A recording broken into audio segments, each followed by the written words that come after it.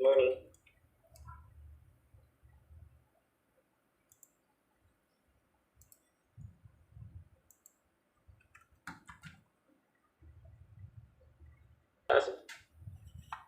Therefore, we can use the forward slash to represent the word therefore. Or you can use the triple dots for therefore.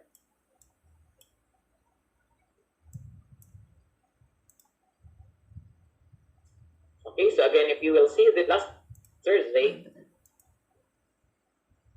this P tilde for P. So be familiar with the following notations that we will be using as we about the logical, and this is a math. And one of the subjects offered is computer science, Bachelor of Science in Information Technology, as well as in science courses. There's a subject entitled this math. Sir, may tanong po. Yes. So yung sa negative po, ay yung sa not po, pwede rin po basahin yan as negation? Yes, you can read as the negation of P. The negation of P or not P. That's correct. Okay, so that's correct, Escalar. You can read as the negation of P or not P. Or you can read this as it is not true that P. Okay, so as long as you negate something. Thank you po, thank you. Welcome. Let's have here as an example. The negation of a proposition P, this is the negation of P. Actually, if you are going to use the negation of P, you are referring to the negation. It's a part of the negation. The negation is a way of a verb. Okay, so it's a noun. The process of the use of the word negation is the action that you negate P. Okay, so this tilde P is read as not P, or the negation of P, or read as not P, and this is defined through its truth table. And last meeting, we discussed that if we have only one proposition and the number of rows is defined as 2 raised to n, where n represents the number of propositions. So in this case, we have only one proposition, and that proposition is denoted by P. And so therefore, if we have only one proposition denoted by P, we have only 2 rows for this case, which either the proposition P, the truth value, is either true or it's either false. Now, if we're going to negate P,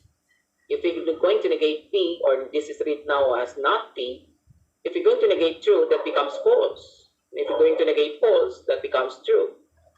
And so we come up to this table that if you have only one proposition, it consists of 2 rows.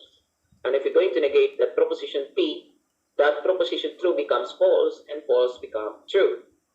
Now let us negate the following propositions.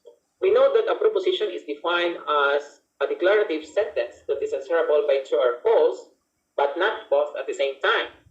Now, if we're going to negate John is wealthy, we know that the sentence John is wealthy is a declarative sentence. And if we're going to negate that John is wealthy, therefore, the most commonly used to negate some propositions is by simply adding the word not. So therefore, if we're going to negate John is wealthy, that is equal to John is not wealthy. So if we're going to negate some of the propositions, we just simply write the word not. Okay, so let's say for example here, Catriona is beautiful. If you're going to negate this, that becomes Catriona is not beautiful. If we have the proposition 8 plus 3 is equal to 11, the truth value here is true. Now if you're going to negate this proposition, that becomes 8 plus 3 is not equal to 11. The proposition the earth is spherical, and if you're going to negate this proposition, that becomes the earth is not spherical. And if you're going to negate here, the square root of 2 is not rational. And if you're going to negate a negation, let's say for example not if we have not P, and if we're going to negate not P, that becomes P. So if we have here the square root of 2 is not a rational number, and if you're going to negate this proposition, that becomes square root of 2 is a rational number. Because if you're going to negate not, that becomes true. Okay? So these examples illustrate how we're going to negate a given proposition. Now let's proceed to the AND operator and its truth table. For example, number 1 here, the number 2 is even and the number 5 is odd. We have two propositions here, and that's why these two propositions, the number 2 is even, denoted by P, and the other proposition is number is 5 is odd, is denoted, let's say, we use the proposition Q, and we use the U, and we use the word and. So the logical connector for and is this. Okay? Or some other textbooks use P and solid circle and then Q. So if we have P and Q, and we know that P represents the number 2 is even, and we know that the proposition Q represents the number 5 is odd, and so if we have P and Q, that is equal to the number 2 is even and the number 5 is odd. Alright? Now we know that the number 2 is even is true. Alright? And we know that the number 5 is odd is also true. And true is, of course, true. Very evident. That's why last meeting, last Thursday, we discussed that if we're going to construct a truth table for M, it is only true if both propositions P and Q are true. Otherwise, all are false. Now, that's why I gave you a problem like this for you to visualize and truly understand how to get the truth value given the propositions and use the logical connector N. For, let's say, proposition P sub 2, the number 2 is even. So this is P, and this is, now number 2 is even is our P, and the number 6 is odd is our Q. We know that the number 2 is even, the truth value of this is true. And we use the word and we know that the truth value, the number 6 is odd, is false. So if you're going to analyze the sentence, the number 2 is even and the number 6 is odd, we can say that this statement is false because we know that 6 is not odd. And so if you have true and false, the result is false. Another example is the proposition P sub 3. The number 5 is even. This is our proposition P. And let that proposition Q, the number 3 is odd. So if we have P and Q here, P and Q, we know that the truth value of the number 5 is even is false because 5 is odd. So this is false. And the number 3 is odd is also true. So that's why if we have false and true, that will give you false. Sana naintindihan yung truth value, ano? The number 3 is even. This is our proposition P. The number 3 is even. And the number 5 is even is our proposition Q. And we use the logical connector and we use this symbol for and. So P and Q. Now, if we're going to find the truth value of P and Q, we know that the number 3 is even is false. Truth value of that proposition is false. And the number 5 is even is also false. Alright? We know that it's false. So false and false, therefore you say that it is false. Because the statement itself, the number 3 is even and the number 5 is even, is exactly a false statement. Okay? So to summarize, we say that if you have a logical connector, P and Q, PQ, or say here, the next slide. So if we have P and Q, so this is P, this is Q. So if P is true and Q is true, therefore P and Q is true. If P is true and Q is false, therefore P and Q is false. If we have false P and then true Q, this is false, this is true, the result is false. If this is false and this is false, the result is false. So if you're going to use the logical connector and it is only true if and only if both propositions P and Q are true. Now let's summarize for the truth table for OR. Here we go. Number 1, let proposition P you can have a car, and Q you can have house. So P and Q are the two propositions. You can have a car and you can have a house. So we use the logical connector OR. So you can have car or house is a compound proposition because we use the logical connector OR. And if we're going to split this down into pieces, since we know that this is a compound proposition, meaning it is composed of two or more propositions, and in this case we have two propositions.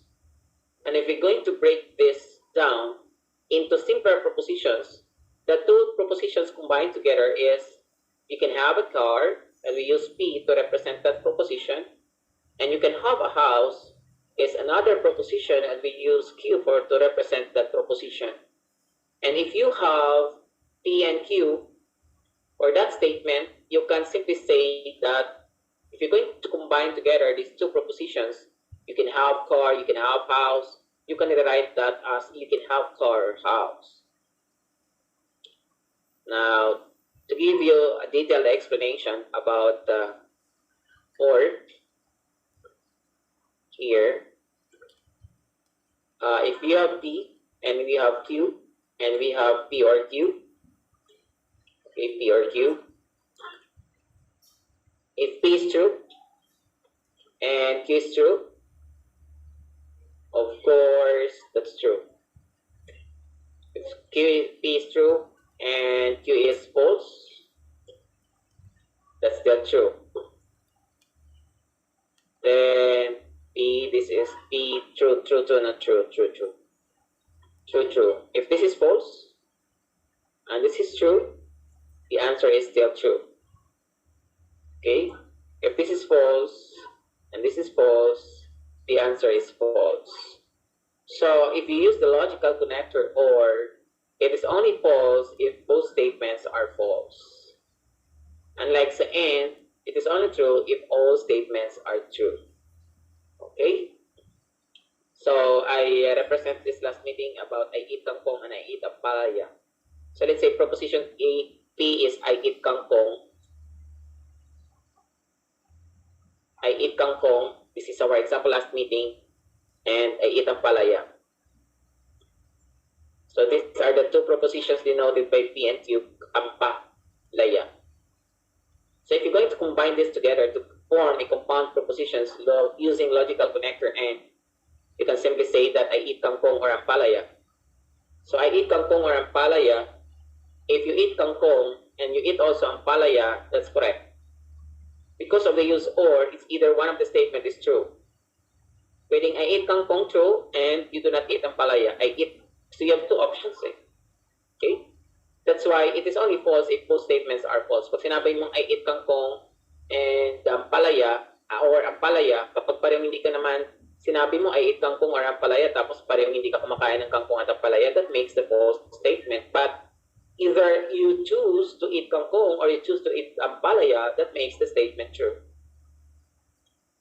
Okay? That is the language of math. Okay, kaya nga ang subject natin is the language of mathematics. Conditional statements, we use the word if-then statement. So, ang conditional statement, it is an if-then statement. If example here, if you pass the UCAT times 4, the University of the Philippines College admission test, then I will buy you a new car. So let's have, we're going to break this compound propositions into two simpler propositions. So because we use the logical connector if then, first, the first proposition that we can have here is you pass the UPCAT. You pass the UPCAT, this is the hypothesis or the antecedent. Or in some cases, this is the premise. Okay, this is the premise or premise and conclusion, or hypothesis and conclusion, or antecedent and consequent. So either of the two, in some textbook they use the word antecedent and then consequent, or hypothesis and conclusions. It's either of the two you are referring to the same term. So in the statement, if you pass the University of the Philippines College admission test, then I will buy you a new car. It is a compound propositions because we use the logical connector if-then statement, and we use arrow to the right to represent implication. So you can use also, you can read also this as P implies Q, or you can also read this as if P then Q. So there is a condition that it is only P if it is Q. Now, so if you're going to break this down into two simpler propositions, you may say, let the proposition P, you pass the University of the Philippines College admission test. This serves as your antecedent or the hypothesis, meaning to say the sentence that follows right after the word if, or preceded by the word if, that is your thesis. And the statement preceded by the word then, that represents your conclusion or the consequent. Now, statements of the form if P then Q are called conditional statements. If P then Q can also be written in simple as this, P arrow to the right Q. Okay. So, pero kanina, I introduced to you some of the logical connectors used in other foreign books. So, in other foreign books, instead na ito ang gamit, no? Yung or same, pero yung if then, pwedeng ganito, horseshoe. Ako, ito ang if and only if. Okay? So, be careful about this because in some cases, the use of the logical connectors varies depending on the author of the textbooks. So that's why I discuss it to you, because maybe you will encounter that notations and you are not familiar about it. If you're not familiar about the notation, therefore you cannot give the correct answer. Here, let's proceed to the if-then statements here. Okay, you know that in if-then statements, there are several ways that you can use that implies if-then statement. So halimbawa, kung mayroon kang if P then Q sa problem, ang if P then Q pwede mong palitan yan na Q if P. So kapag if P then Q, we know that P if Q is this, no? P implies Q. Pero kapag ang if then ay pinalitan mo ng if lang, dapat Q if P. So Q if P, yung P natin dito, huwag mong kalimutan na siya yung ating hypothesis and Q is the conclusion. Tandaan mo yan, baka malito ka ha. Okay. So, pwede rin yung if P then Q, we know that the P here is the premise or the hypothesis or the antecedent, and Q here is the conclusion or the consequent. So, if you're going to rewrite if P then Q as Q whenever P, if you're going to use Q whenever P, that is simply the same as P implies Q. And if you use Q whenever P, P represents our hypothesis and Q represents our conclusions. Alright? Now, let's have another term that can be replaced using the word if-then statement. If you will say Q provided that P. Q provided that P, that is simply the same as P if and only if Q. Remember again that the P here is the premise or the hypothesis, and Q here represents the conclusion. So do not be confused if the problem uses the word provided that. When you use provided that, that is the same also as saying as if P then Q. Okay? Now, other authors or other textbooks or mathematicians instead of if P then Q, they use the notation P only if Q. P only if Q. So be careful about it, because if you're talking about P only if Q, that is only the same as referring to if P then Q. Or some authors, they use the word whenever P then also Q. Actually, this is lower math. So, pang lower math itong gamit. Okay? Nagagamit ito siya sa lower math. But if you're going to study about deeper, about higher mathematics, some of the authors, they use these words. And commonly you use or encounter these words if you are studying higher mathematics for doctoral degree math. So here, P is a sufficient condition for Q, and this is also the same as if P then Q. Or for Q, it is sufficient that P. Or Q is necessary condition for P. Or you will say for P is unnecessary that Q. And these are all referring to the statement if P then Q. Meaning to say this is just only some of the variations on how you write the statement, conditional statement if P then Q. Again, do not be confused and be familiar with the following phrases, because we will be using this in our examples. Next is here. Identify the antecedent and the consequence. So the antecedent represents the hypothesis and the consequent represents the conclusion. And remember that the antecedent is a proposition that is preceded by the word if, and the consequent or the conclusion, that is a statement preceded by the word then.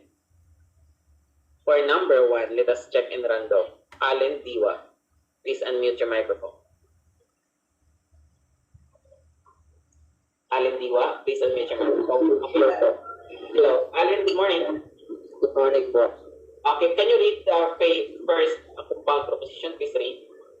If you live in Valenzuela, then you live in Metro Manila. Okay, what is the truth value of this statement? Hindi pa natin alam, no? Sulat natin to. Ito yung P mo, ito ang Q mo, tapos yung symbol, P implies Q. Okay. If you live in Metro Manila, kung totoo yan, kung totoo naninirahan ka sa Metro Manila, then, kung naninirahan ka sa Metro Manila, totoo nasakop ka ng Metro Manila. Okay? Metro Manila is the province, the name of the province.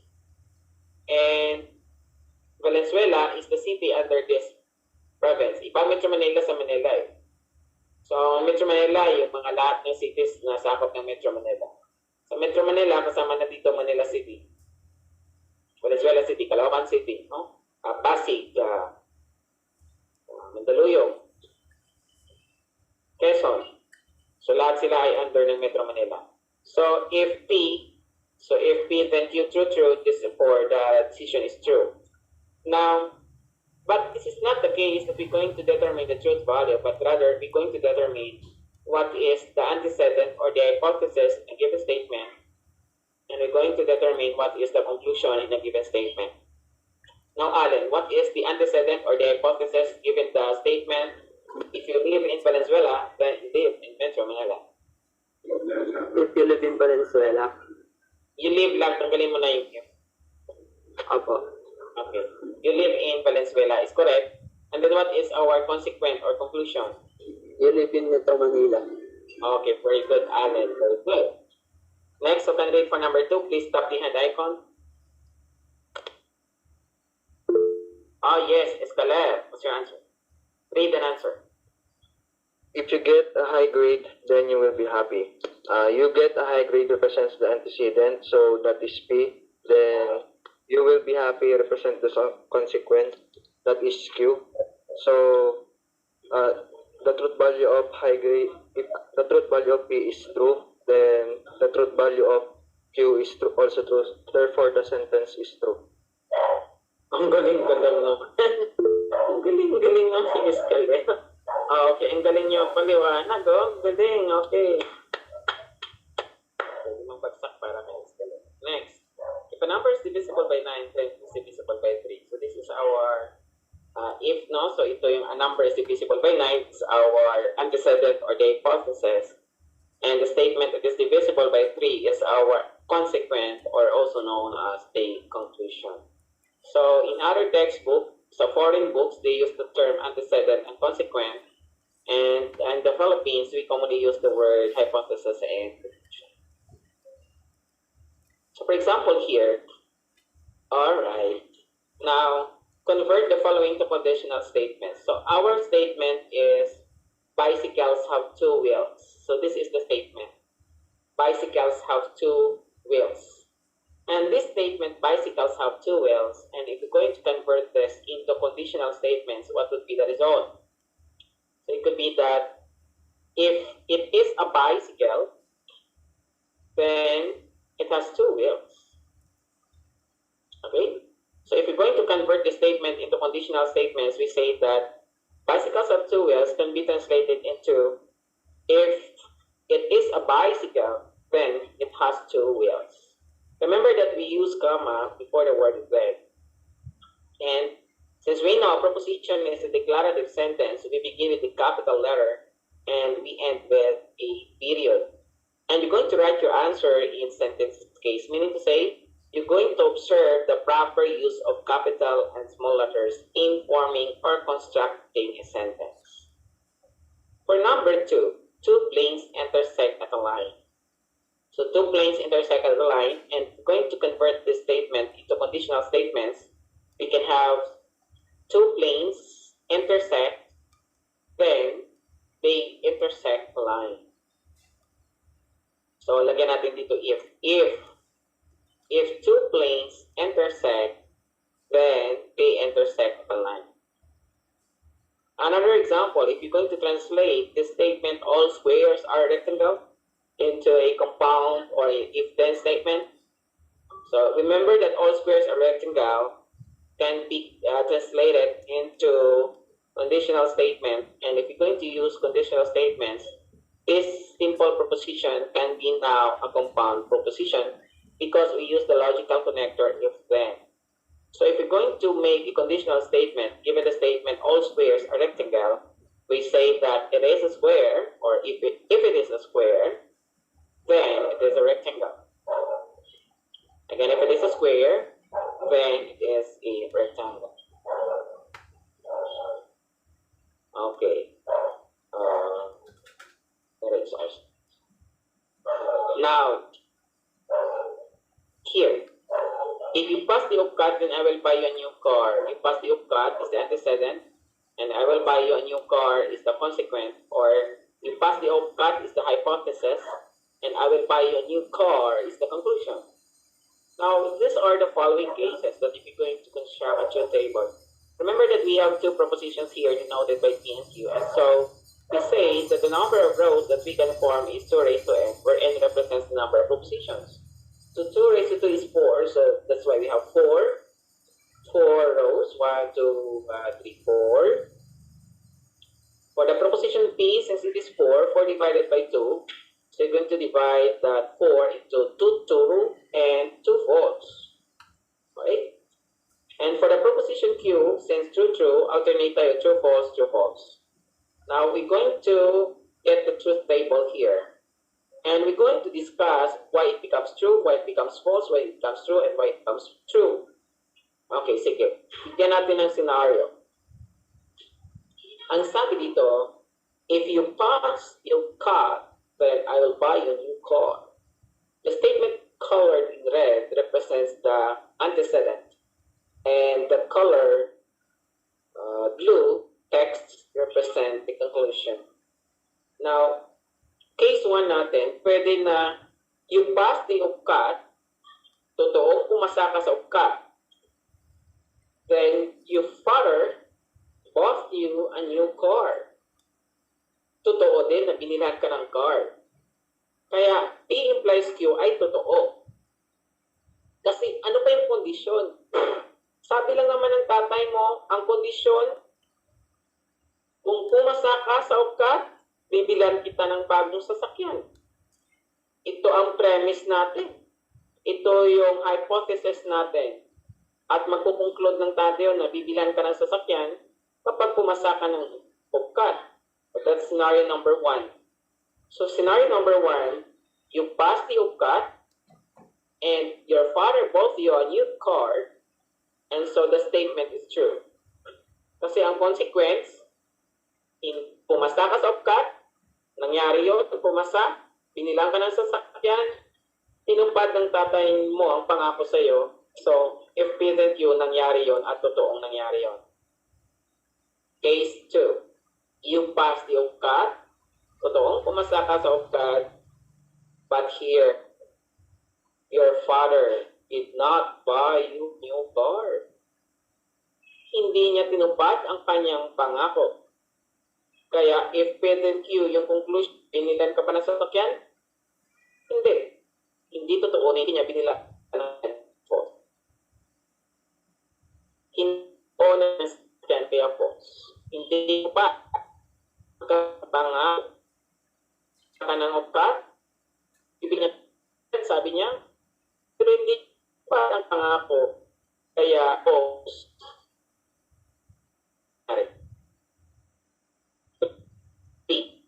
You must. But your father, ang kanya, o mas advantage ito, totoo nila, kahit hindi ka pumasak, kailan niya. Dito, hindi ka pinangupad, hindi ka pinasok yan, totoo yun, kasi yan yung pinag-usapan ninyong dalawa.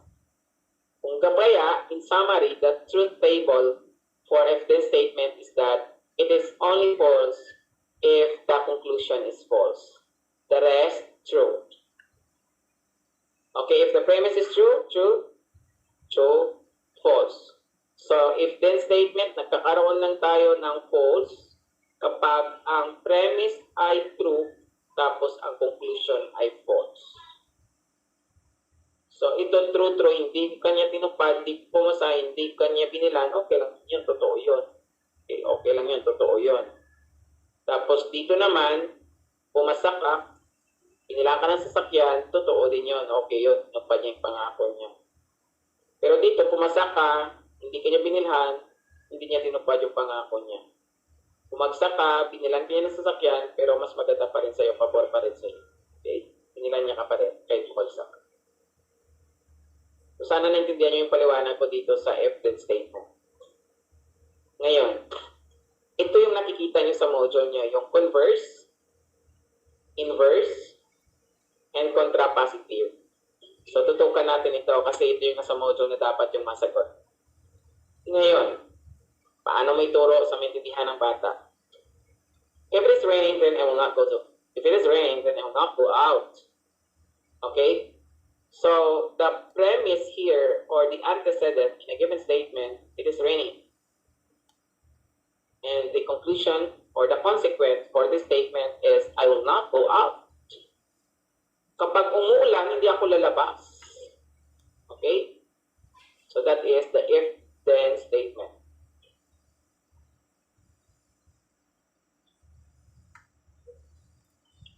So, here, converse, inverse, contrapositive.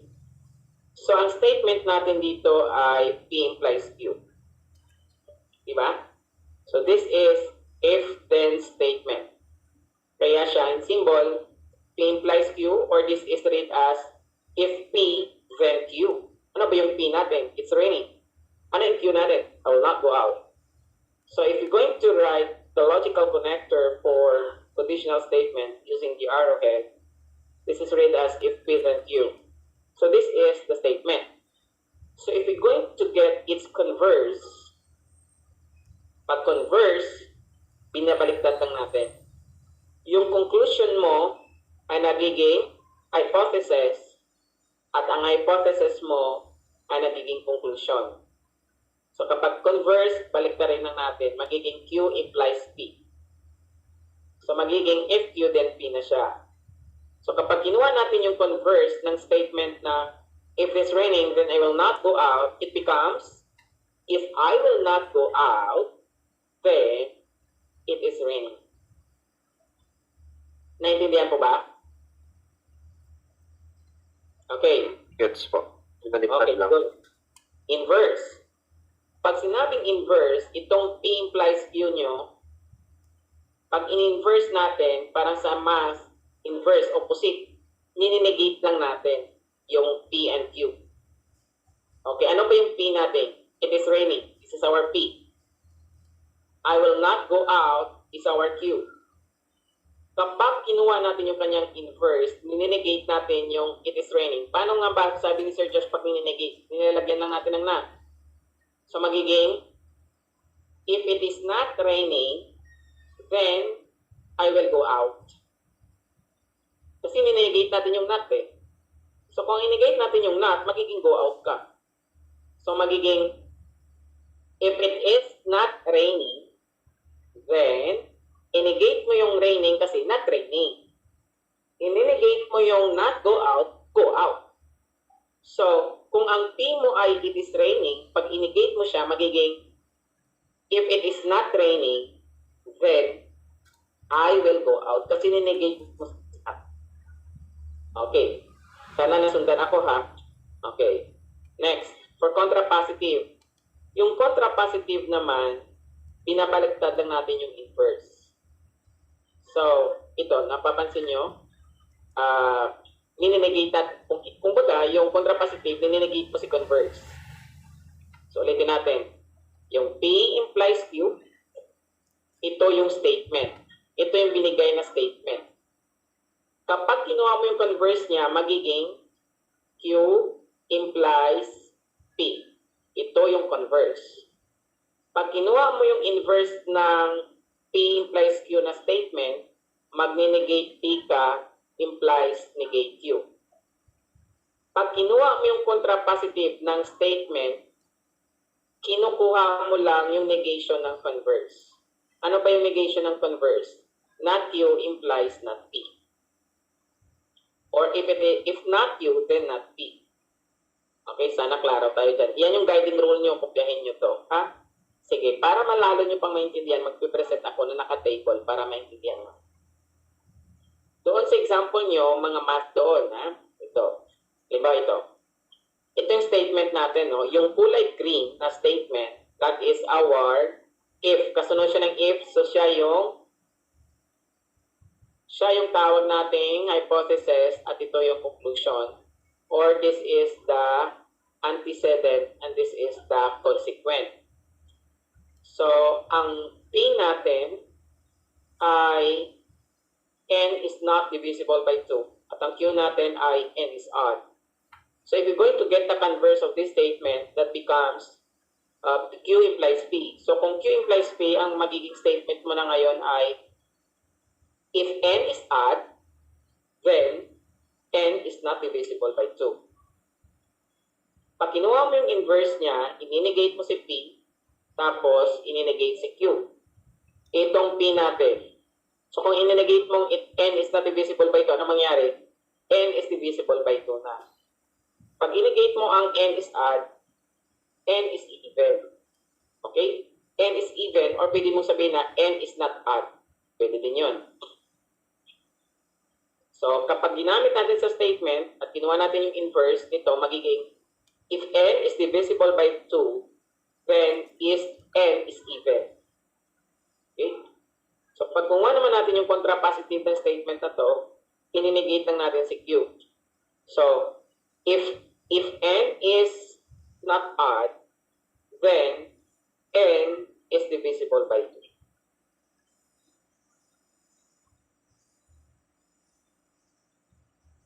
Oh, sige. Ito ang summary, paki-screenshot. No? Statement, P implies Q, yung converse, binaliktad lang. Yung inverse, ninenegate mo yung statement. Yung contrapositive, ninenegate mo yung converse. Okay? May biconditional pa yan ha. May karugtong pa yan na biconditional. Ang biconditional mo dyan ay magiging P, dalawang arrow, Q. So ang basa dyan, P if and only if Q. Okay. Sige, sunod. Diba ito? Converse, inverse, conditional. So kung ito yung converse niya, ano yung P? P implies Q natin dyan. Ang P implies Q natin dito ay if the weather is cold. Yan yung statement natin. If, kasi nag-converse, di ba? Ang converse ay kabaliktaran ng Q implies P. So, ibig sabihin, ang P natin dito ay, if the weather is cold, then I will wear a sweater. Okay? Kapag kinuha mo yung inverse, okay. Ayusin mo magturo, sir. Just tulingan mo. Time check, overtime na. A implies Q. Ito yung statement. So, dahil meron ka ng converse, ginawa mo dyan, nagiging Q implies P ito. So, ibig sabihin, ang pinaka-statement mo ay, if the weather is cold, then I will wear a sweater. Okay? Gets ba? That's correct. Okay. So, ang statement natin, ito yung P mo. Ang Q mo, ito. Kaya kapag kinuha mo yung converse, babalik na rin mo, magiging Q implies P. Yung inverse, negate mo lang yung P. Ano ba yung negation ng if the weather is cold? Is not cold. Ano negation ng we wear? We do not wear. Pag by conditional, ito, in if tanggalin mo, the weather is cold if and only if ipasok mo. Okay? So natanggal yung if at saka yung then. Inalitan mo ng if and only if, nilagay mo sa gitna ang dalawang propositions.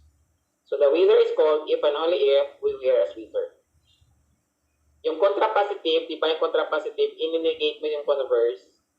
So ano ba ang negation nito? Kapag negate mo to, magiging not. Pag negate mo to, magiging not. Okay? So ganun lang.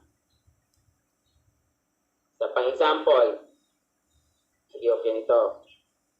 Yan, halimbawa, write the converse, inverse, contrapositive, and biconditional statement of a given conditional statement. Kung conditional statement siya, gumagamit siya dapat ng if-then statement. So, ano yung conditional statement na binigay? Example.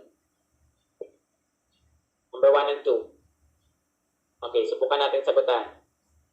Question number 1. This is, two angles are supplementary. Ito yung ating P. Then, two angles form a linear pair. Ito ang ating Q. So, ito yung FP, then Q natin. So, kapag kinuha natin yung kanyang converse, balik na rin natin. Okay? Ito ang magiging mauna, ito yung pangalawa. Pag kinuha natin yung inverse, ninegate natin to. Pag kinuha natin yung contrapositive, ninegate natin yung converse. Okay? Para maintindihan, ipipresent ko yung solution para hindi na tayo magtatagal. 11, 42 na kasi. So, the statement is, if two angles are supplementary, then they form a linear pair. So, kapag kinuha natin yung converse niya, if two angles form a linear pair, then they are supplementary. Di ba nagbaliktad? Ito, P, ito Q. So, ang statement natin ay P implies Q. So, kapag binaliktad natin, nagiging Q implies P na tayo. Okay? Ano yung Q natin? If two angles form a linear pair, then they are supplementary. So, ano yung inverse? Yung inverse, ninegate natin si P, then, negate din natin si Q. So, anong negation ng if two angles are supplementary? Di not supplementary. Anong negation ng form a linear pair? They do not form a linear pair. Kaya, pag kinuha mo yung inverse niya, if two angles are not supplementary, then they do not form a linear pair. Ano yung contrapositive? Yung contrapositive, ninegate mo yung converse. So, inegate mo si Q, implies negate P. Ano ang negation ni Q? If two angles do not form a linear pair. So, if two angles form a linear pair, ang negation niya do not form. Ang negation ng they are supplementary, they are not supplementary. Kasi ninegate natin si converse. Yung biconditional, tanggalin mo yung if, tanggalin mo yung then, ipasok mo si if and only if. Kaya siya nagiging two angles are supplementary if and only if they form a linear pair. So sana klaro tayo dyan, ha? Next. If n is even number, then n plus 1 is an odd. So ang ating antecedent dito ay n is an even number. So this is our hypothesis or antecedent. And n plus 1 is an odd is our conclusion or a consequent. So converse, balik na rin lang natin. Unahin natin, ito yung P, ito yung Q, at ito ay P implies Q. So pag kinuha natin yung converse, balik na rin natin, unahin natin si Q implies P. Ano ang P? Ano ang Q? If n plus 1 is odd, then ano ang Q? N is an even number. Kapag kinuha natin yung inverse, ninegate lang natin yung statement na P implies Q. So not P na implies not Q. So kung ninegate natin n is an even number, it becomes, if n is not an even number, then ninegate mo ang n plus 1 is an odd, then ang negation ng n plus 1 is an odd is n plus 1 is not an odd number. Okay? Yung contrapositive ay ninegate mo si converse. So n plus 1 is an odd number, ninegate mo to, magiging if n plus 1 is not an odd number, then ininegate mo yung Q. N is an even number, pag ininegate natin, sabi ni Sir Josh, nilalagyan lang ng not. Okay? Then n is not an even number. Ang biconditional, tanggalin mo yung if, tanggalin mo yung then, pasok mo sa dalawang proposition yung if and only if. So n plus 1 is an odd number, if and only if, n is an even number. Siguro hanggang dito lang yung klase natin. Nasagot na natin yung mga nandoon sa module. Sana naintindihan nyo. Okay? So that will be all. Pero bago tayo mag-stop, kasi 11:45 na, lunchtime na talaga. Dapat ang klase natin ay 10:10 to 11:20 kasi lang nag-overtime ako sa data analysis. Kasi sa data analysis, mahirap mabitin doon. Magamit kami ng Excel at saka SPSS to treat the variable and to analyze the data. So, ayan. Kailangan ko pa mag-leave kasi may contest kami ngayon sa Ateneo. Kailangan ko ma-supervise yung mga panlaban na. Okay. Ano muna tayo? Screenshot muna tayo ng attendance ngayon. So, may ilan pa bang hindi nakapag-attendance? Ang nasa GMeet natin ay 42. So, salamat sa 42 na mga estudyante na nakinig ngayong araw. Okay, so that will be all for today. Hope naka-attendance na ang lahat. Thank you Bye. po. Ingat na lang po tayo. Salamat. Happy weekend. Thank you po. Thank you po, sir. Salamat, sir. Bye po. Bye po. Po. Thank you po. Okay.